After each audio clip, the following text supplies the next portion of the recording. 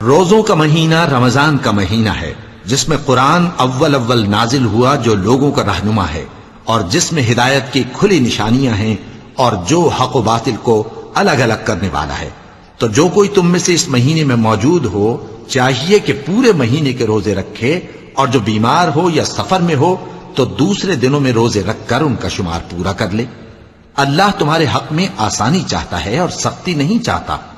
اور یہ آسانی کا حکم اس لیے دیا گیا ہے کہ تم روزوں کا شمار پورا کر لو، اور اس احسان کے بدلے کہ اللہ نے تم کو ہدایت بخشی ہے تم اس کو بزرگی سے یاد کرو اور اس کا شکر کرو۔ اور اے پیغمبر، جب تم سے میرے بندے میرے بارے میں دریافت کریں تو انہیں معلوم ہو کہ میں تو تمہارے پاس ہی ہوں، جب کوئی پکارنے والا مجھے پکارتا ہے تو میں اس کی دعا قبول کرتا ہوں۔ تو ان کو چاہیے کہ میرے حکموں کو مانیں اور مجھ پر ایمان رکھیں تاکہ نیک رستہ پائیں۔